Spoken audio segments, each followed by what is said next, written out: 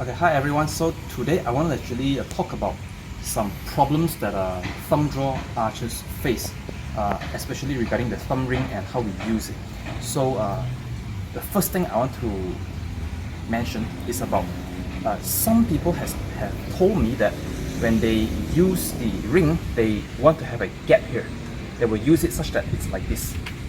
They put a gap, okay? And the reasoning why they want to do it is because when they pull back, they have a problem where the arrow is lifting up. Okay, so how to tackle this problem? Now, this is actually a very beginner mistake. It's one of the most basic mistake that most beginners do. Okay, any advanced archer shouldn't actually have this problem. So I'm going to show you what is actually going on. Why, when they pull it back, the arrow lifts up.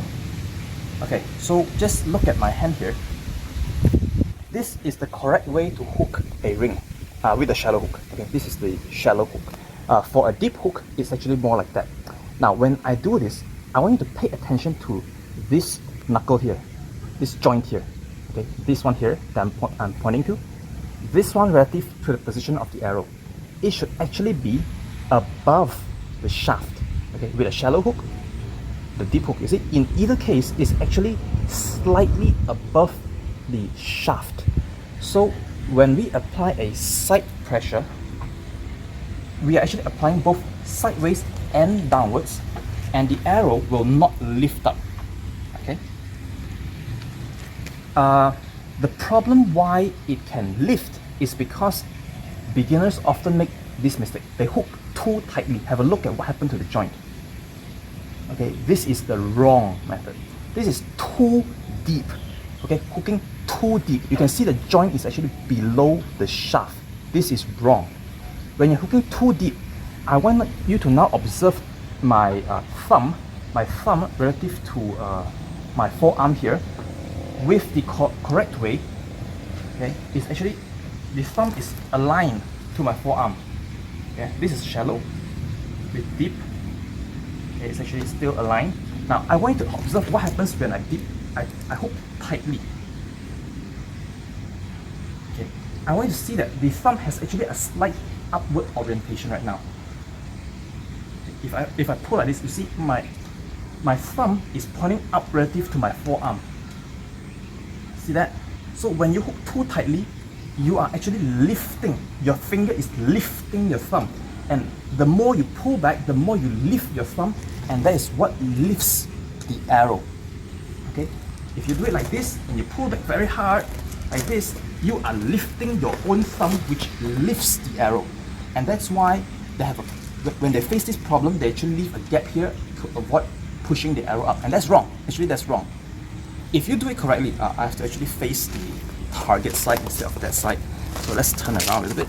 Okay, so if you do it correctly, okay, even though when you contact your ring with the knock, if you do it correctly, observe that my arrow will not lift. My arrow will not lift when I pull back. See, it doesn't lift when I pull back. Okay, it doesn't lift when I pull back.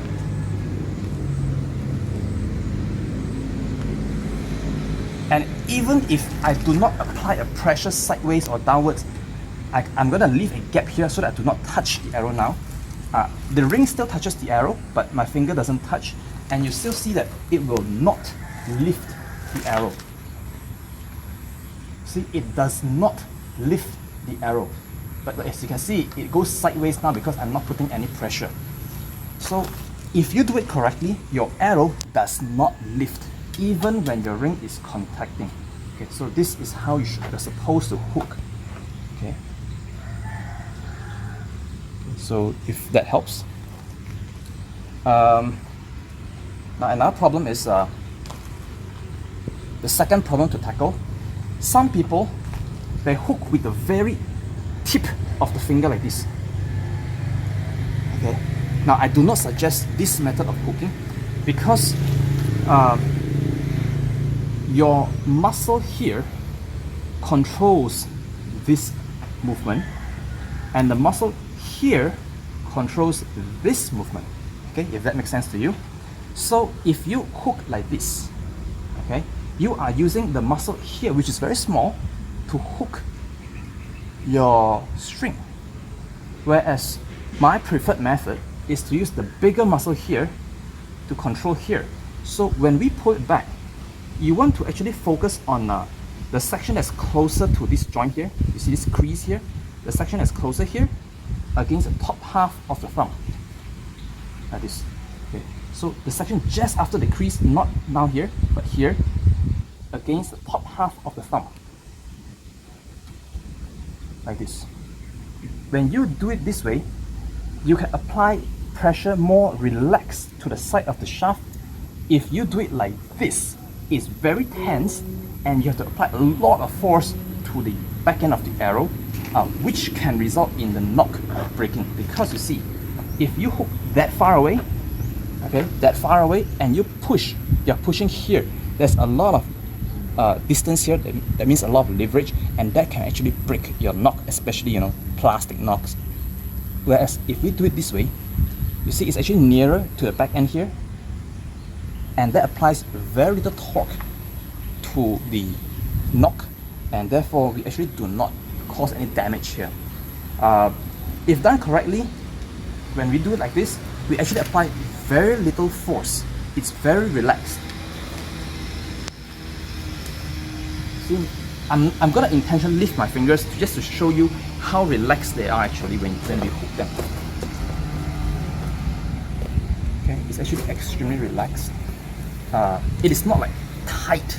Okay, that's wrong. So I hope this guide will help you do better with your thumb ring.